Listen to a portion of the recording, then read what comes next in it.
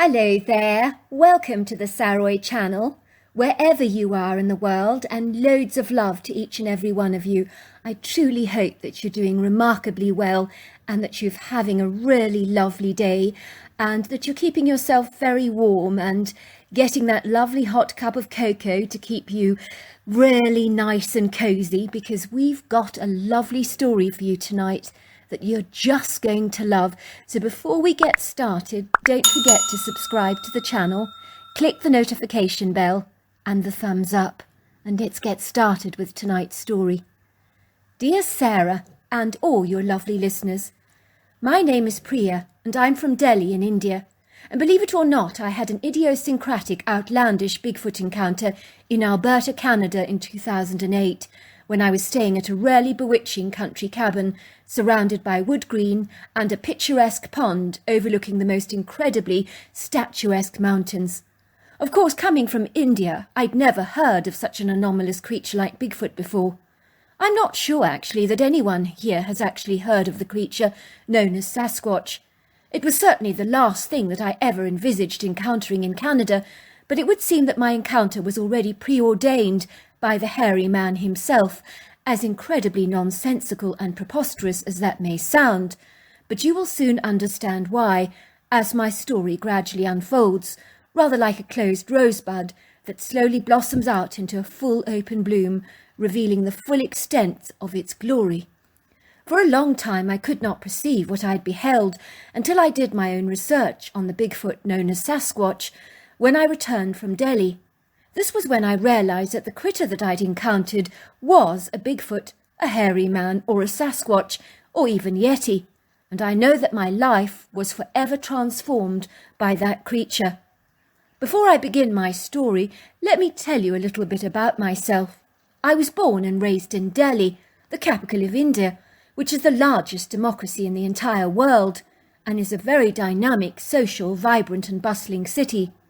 Living in Delhi is very definitely a daily assault on your senses, as you are surrounded by hundreds of people, traffic jams, cows and very lively energy.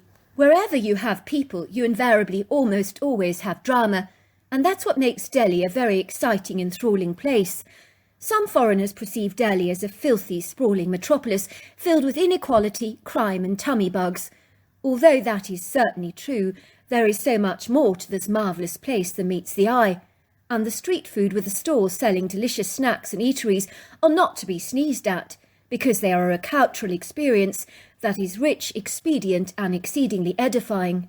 Summers here can be very, very hot, but believe it or not, we do get chilly winters, something that most foreigners don't always appreciate about India.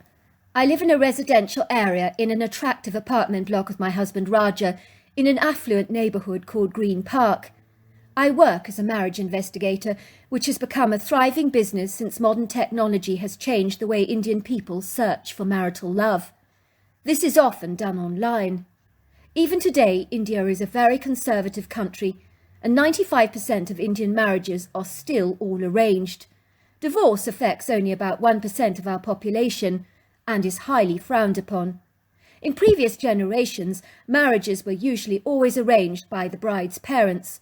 However, these days, with the advent of modern apps available online, it makes the platforms accessible to so many.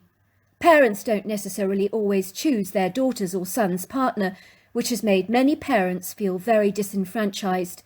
Young people can choose some obscure and faceless stranger online that they may wish to marry, and this is where my job comes into play. It would seem that with so many ambivalent, questionable arranged marriages being planned online, invariably the parents become beleaguered and unhinged about a potential marriage suitor, as invariably they don't know anything about him or her. That can cause them to become very frazzled and jaded, because they need some reassurance from their perspective that as they have no control or ascendancy over an arrangement done online, which can be precarious at the very best of times. In previous generations, they knew all the details about the family their daughter or son would be marrying into, but now it has become a little like a lucky dip. It would be like buying anything online that you might perceive on the surface to be rather satisfactory, but when you finally receive it in the post, you end up invariably very disappointed as it fails to meet your high expectations. This is why the parents contact me to do a thorough investigation on the partner that their daughter is going to marry, or vice versa. Sometimes we even get the fiancé wanting his or her potential suitor to be thoroughly investigated, or even an uncle or a brother desirous to know if the marriage partner for their loved one is indeed of noble repute or character. This means I have to get out there, in the thick of it all, and do some field surveillance to ascertain all the important facts that my clients need to know about the fiancé-to-be. Is he from the right caste? Is he a man of noble, moral, incorrupt character? Does he drink and smoke? Is he a womanizer? Whereabouts does he work? What are his parents like? Does the mother have a temper and throw pots and pans all over the place? You'll be absolutely amazed the things I find out and discover. Sometimes clients desire honey traps to be used as bait to lure a partner in with the help of a seductress to see whether he takes to it. Whilst I have stopped thousands of marriages in their tracks by my less than favourable revelations, I've also enabled people to get married with the security and confidence of knowing that the person they've chosen to marry is a man and woman of sound and virtuous character. When Indian girls get married, they move in with the mother-in-law's family, so it's very significant to do surveillance on the members of that household, as invariably that family structure will become the bride's future lifelong home. On my investigations, I've often worn disguises and surreptitiously found out everything I needed to know from neighbours and people affiliated with the person in some way. I try to do this with discretion and without arousing suspicion. The marriage detective business is booming in India, but you can end up in some rather sticky, precarious situations, which was why I got out of Delhi for a while and took a random trip to Canada on the spur of the moment to escape a man who was after my blood and quite literally wanted me dead. It all began when one day the distinguished father of a daughter from a middle-class family came to visit me at my offices here in Delhi. I gather his young daughter had met someone on an online site and decided that this was the man that she wanted to marry. It would seem the father was very concerned, as the man seemed unnaturally obsessive about his daughter, despite the fact that they'd never ever met. The father needed me to find out the character of this man, and as much as I could about the soon-to-be mother-in-law. He wanted to know what she spent her money on and what kind of a person she actually was, and so forth. All this information was of paramount importance to my client for his peace of mind. On the day of my investigation, I was wearing a very distinctive, rather stylish, bright pink cotton dress with a white zigzag pattern on it that I had bought the previous day at a street market on a sale. This was a spur-of-the-moment thing, as every Indian woman has a sharp eye for a good bargain. The pink dress is very significant to my story. I did not feel the need to disguise myself on this occasion. The young man lived close to Green Park, where I live, so I decided to walk around the area and casually ask some questions to anyone who might actually know him. I began asking one of the effusive, garrulous neighbours about the gentleman in question, and he proceeded to inform me that the man was violent, hot-tempered, and a very heavy drinker who occasionally indulged in narcotics. Worse still, he had a feisty, cantankerous, crazy, and very disagreeable mother that the locals disliked intensely, so much so that they called her the Snake. As I was speaking to this neighbour, I suddenly got this ominous feeling that I was being watched. To my absolute horror, I was right. I discerned a grim-looking, portly, middle-aged woman who was hiding behind a bush and taking pictures of me from behind my back. The loquacious neighbour informed me that this was indeed the gentleman's mother, or the Snake, if you like. I could tell by her hostile, abrasive manner that she was not a good woman. I believe the man's mother was returning to the apartment block when she suddenly overheard my conversation with the neighbour, so she subsequently hid behind a bush to eavesdrop. I believe she was calling her son on her cell phone to inform him of what had just transpired. I imagine she must have told him that I was a private investigator hired by his fiancée's parents, and that I was going to give them negative feedback about him, which would ultimately mean his marriage would be called off, which was the last thing he wanted. The woman began shouting abuse at me. "I'll get you," she screamed. "Just you watch. Wait until I tell my son what you've done spying on us, and asking all kinds of questions about my family. You're living on borrowed time." I quickly scurried away. This was the first time that I'd been caught red-handed doing an investigation, which left me feeling very unsettled and discomposed. Suddenly I saw the young man whizzing on his motorbike towards me.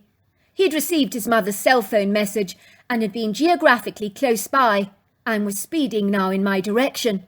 He was shouting obscenities and shaking his fists furiously. "I'll get you," he shrieked. Could it get any worse than this? My heart was thumping violently in my chest, and I could feel a cold sweat breaking out. I knew I was in grave trouble, as I could see he was up to no good by the furious, enraged expression upon his face. If looks could kill, he was wearing that look. He had spotted me because his mother had sent a photograph of me wearing the distinctive, conspicuous pink dress. I sensed he was after my blood, and I was terrified. I immediately sprinted away as fast as I could, while his motorbike shadowed me. I ran towards a large crowd of people in a street market, and for a moment the man on the motorbike lost me as I quickly disappeared into a large crowd. This is one thing that's rarely good about Delhi. You can literally slip into a large crowd and seemingly vanish into thin air. I ran into a dressing room of one of the stores that was selling racks of discount clothing, and changed into another outfit which I brought from the shopkeeper. Then I surreptitiously discarded my pink dress that I'd been wearing in a nearby dumpster. I suddenly heard loud screams on the street towards the main road, and that was when I ran out to see what the raucous commotion was all about. I knew instinctively that something quite terrible had happened, and I wasn't wrong.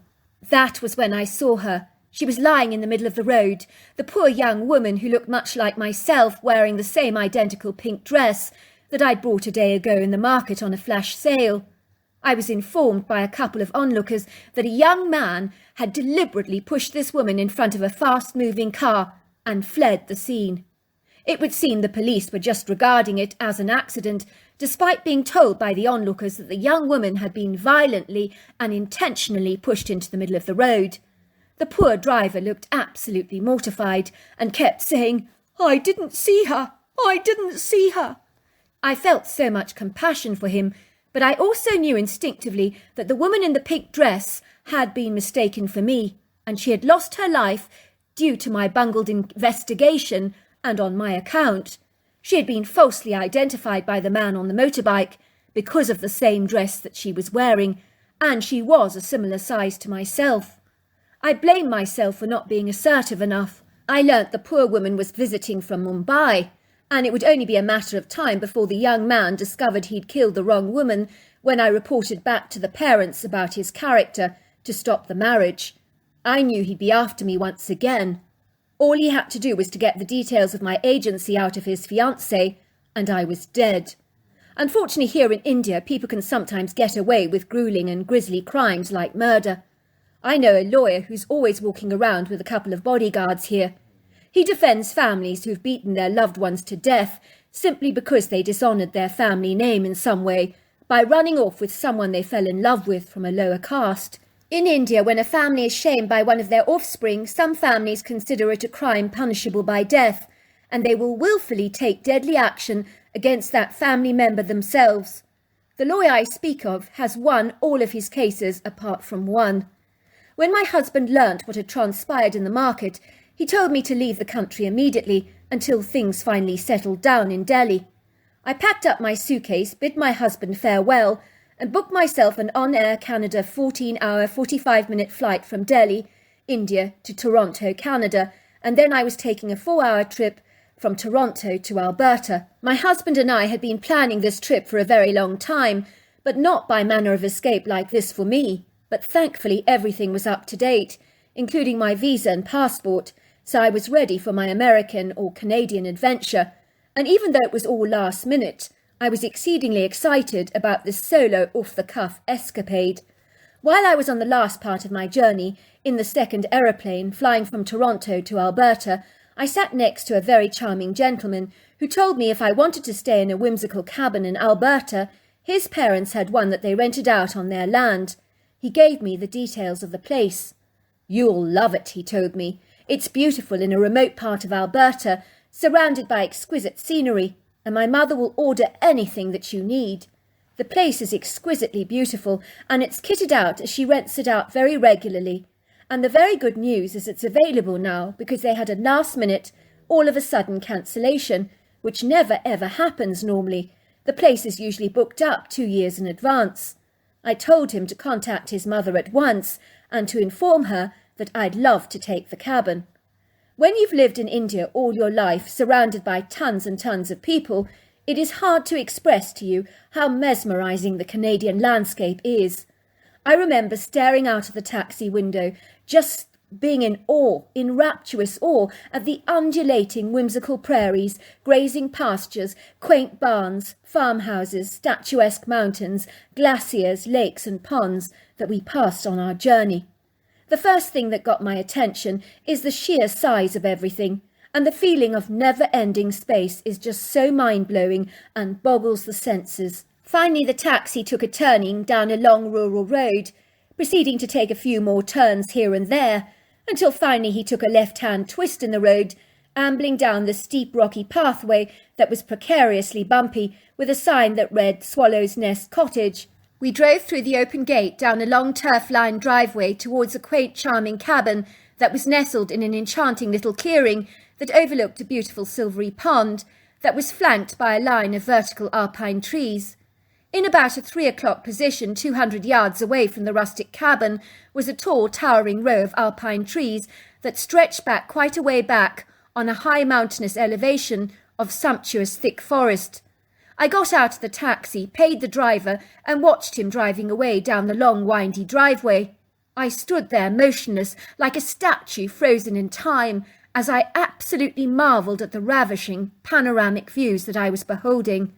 How I wished with all my heart that my husband Raja was here with me to feast his eyes on this idyllic treasures of such an awe-inspiring, mesmerising, beautiful scene. The little wooden cabin made from pine was just so incredibly beguiling and so very quaint. It was like something that you would expect to see on the cover of a box of Swiss chocolates. Suddenly I saw a woman in a large jeep driving down the driveway towards me. She got out of her car wearing a pair of jeans and a loose cotton top that was rolled up at the sleeves. I could see that she was in her early 50s, with a smooth, unlined complexion and very fair skin with blue eyes. "Hello," she said, smiling warmly at me and giving me a spontaneous hug. "I'm Gina," she said. "My son informed me that you'd like to take the cabin, and your luck is in, as I did have a last-minute cancellation. Do you know that never ever normally happens? I think you were meant to have the cabin for some reason." "I think so too," I said to Gina. "What are the chances that I'd be sitting on this flight to Alberta right next to your son, and that you'd have this cabin available for me?" "I know," laughed Gina. "I'm a firm believer in destiny. Some things are just written in the stars. So you were meant to be here in Alberta at this very point in time. That seems very clear to me." "I think you're right," I reflected. "I even flew out here on a whim." "Well, I've got everything that you ordered in the cabin, and if you need anything else, just give me a call. And if you do get lonely, I'm in the big ranch-style house over there. You're more than welcome to join us for dinner or drink," she said, smiling. "If you need to go to town for anything, there are numbers of taxis that you can use, and I've pinned the notes with all the relevant information on the refrigerator with a magnet for you.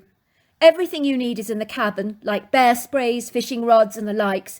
Enjoy your stay, and welcome to Alberta," she said, handing me the keys. I watched Gina driving away and thought what a lovely lady she was. I enthusiastically opened the cabin door, and it was indeed the cutest cosy den that I've ever seen in my life. It was sumptuously decorated with only comfort and style in mind. There was a sizable king-sized bed in the far corner of the room, arrayed with Egyptian cotton sheets and exquisite bed linens. It was scattered with colourful cushions. There was also a huge white settee situated next to the large stone fireplace, and there was a coffee table right next to it that was covered in interesting coffee table books on Alberta. The pine cabin walls were covered in interesting contemporary artworks, and the little tiny kitchen was perfectly equipped with swanky, modern and very efficient designs. I loved the way that you could lie back on the comfy bed with the sliding glass doors wide open that led out onto the wraparound deck or balcony. I realised you could literally sit on your bed with the binoculars and watch all the animals approaching the pond for a drink in the evening. I mean, does it get better than that? I felt that I'd died and gone to heaven. After I ate a light snack, I eventually lay down on my bed, with my head raised up against a mountain of pillows, with the pair of binoculars in my hand, and I began to scour the area around the large pond. It was a sizable body of water that was flanked on every side by alpine trees. In the distance, the triangular, rugged sculptural shapes against the skyline, I could discern the shadowy haze of the statuesque mountains.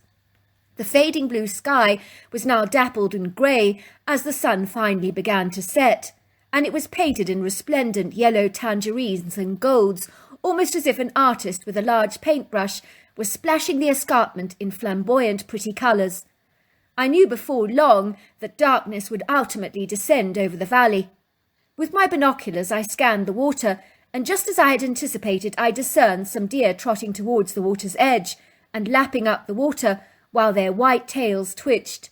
I could see a mother doe with her suckling fawn that I noticed was struggling to stand on its feet, as it was wobbling precariously. I knew it must be recently born. Suddenly I noticed the mother deer growing very alarmed as she sniffed the air, almost as if she could sense a predator, and the deer that had congregated at the water's edge suddenly scattered very fast, rather like greased lightning. This was when I saw something very strange. At first I thought it was a man wearing a gorilla costume, which I thought was very odd.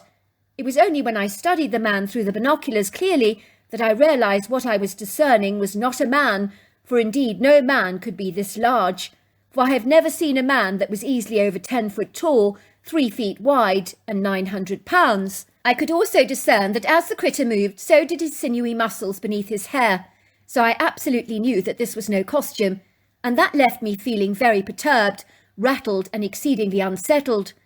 As you can imagine, I was gobsmacked. I've never contemplated that anything like this could actually exist in our reality, so I was really thrown off guard. My hands began to tremble as I continued to observe the critter. I noticed he was covered in long, flowing, dark brown hair with an attractive golden-red hue. The areas under his arms and around his knees were almost bald. As he stood, his powerful, long, muscular legs were bent at the knees, and his arms were unusually long. I was also certain that he could possibly walk on 4 legs as easily as on 2.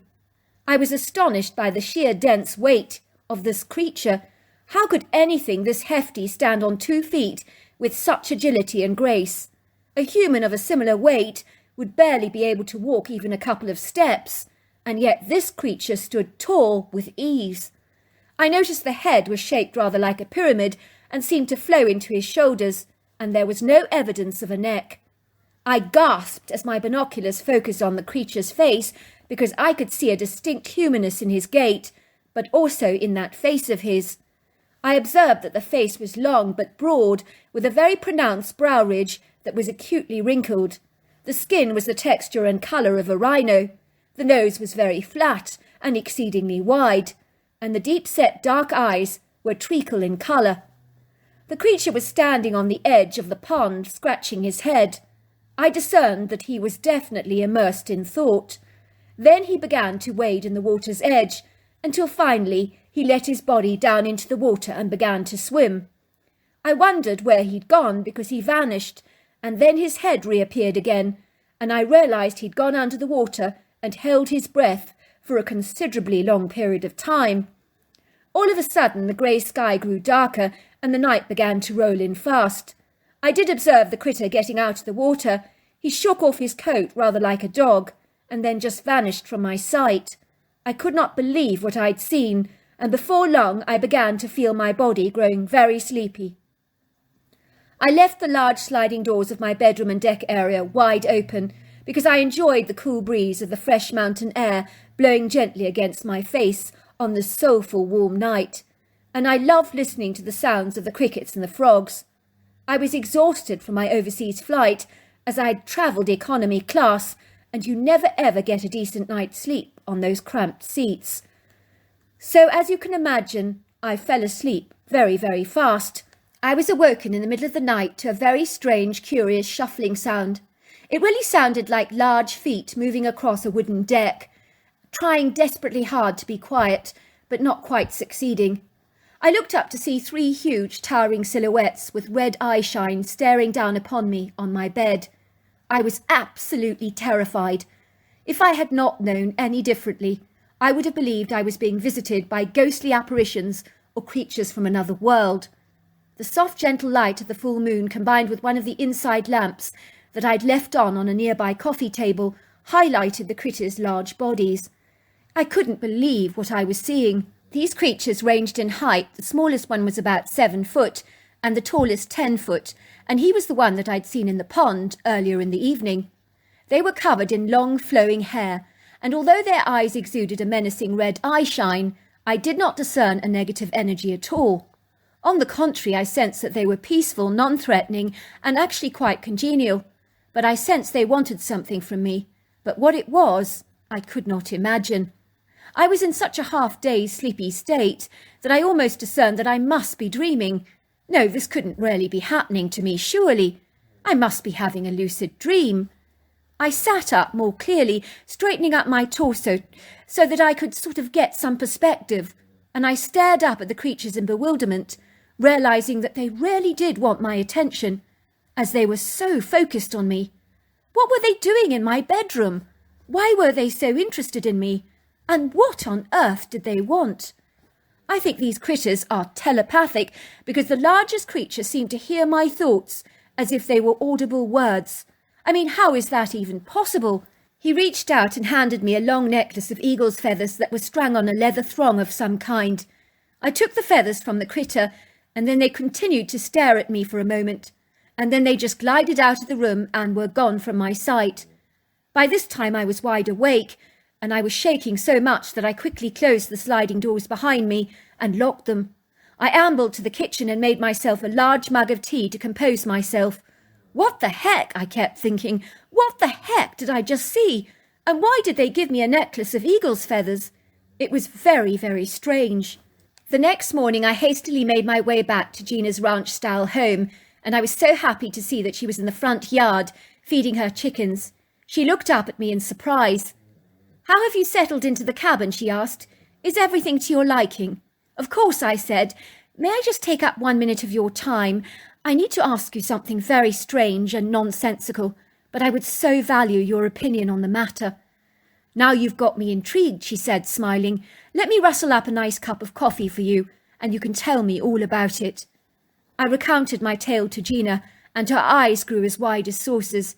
"You mean these creatures were standing around your bed?" she gasped. "I would have been terrified. You poor thing. That must have been one hell of a shock for you."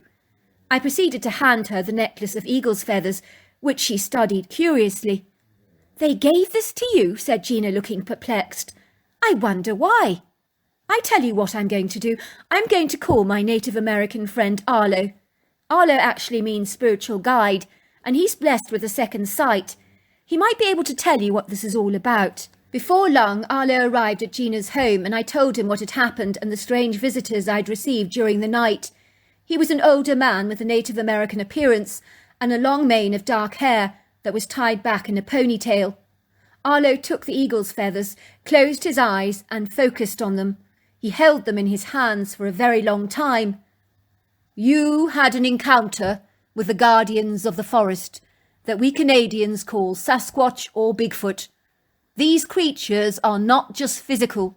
They have powers of telepathy and psychic knowledge. They have an ability to see into the future. The eagle's feathers you have been given need to be worn day and night for 7 days to procure your protection. Your life has been in grievous danger. You need protection, not for yourself, but for a meeting you will be having in the future in the year 2025. This will be a meeting with a young man who will be tricked into marrying a very evil, duplicitous woman who will bring about his undoing and prevent him from his earthly purpose. We cannot allow that to happen. The guardians don't want that to happen. Under no circumstances must this man marry this woman. He will be coming to you for advice. He will be asking you to check out his spouse. You must tell him that he must not marry her, for her agenda is evil. This is very significant. This man is going to do great things in the future in preserving forests around our planet. most especially here in Canada and in North America. The Sasquatch need you to ensure that this man never marries unless the wife has been chosen by his very own father. For the Sasquatch say that the father is discerning and can see beyond the veil of human physical deception. It was not an accident that you are here. The spirit of the forest and its keepers sent you here, as you have a pivotal role to play in the future, which has long-term ramifications that are very significant for the Sasquatch. I work in the marriage detective business in India, I said. This is all making sense to me. If I wear these feathers, I'll be safe in my own country. Is that what you're saying to me? You'll be safe because the feathers will render you invisible only to your enemy. Once Arlo had left, Gina and I drank coffee together. Most of the morning we just talked and talked about the incredulous encounter that I'd had with Bigfoot. We couldn't believe what had actually happened to me. It was clear that Bigfoot had brought me to Canada just to get me to stop a wedding in 2025, so that that man would play his part in preserving the natural habitat of the keepers of the forest, known as Sasquatch. It seemed as implausible and as far-fetched as a story like Lord of the Rings, but who am I to question a species of creatures that clearly can see into the future? I'm glad that I can play my part. Gina took me all around Alberta and escorted me to so many exciting and wonderful places. We became, and still are today, very firm friends. I did actually wear the eagle's feathers for 7 consecutive days as had been instructed. So when I returned to India, I knew I was safe, and I did actually see the man that was after my blood and intent on killing me. He was there in the street, and he never noticed nor discerned me, so the feathers really worked, because I learnt he had actually acquired my photograph and definitely wanted me dead, but he walked straight past me and never noticed me at all. I'm waiting for 2025 to do my special part in helping the guardians of the forest protect their natural environment. So there you are. That's my story. My word, that is just the most unusual story that I've ever heard to date. Until next time, goodbye and good night.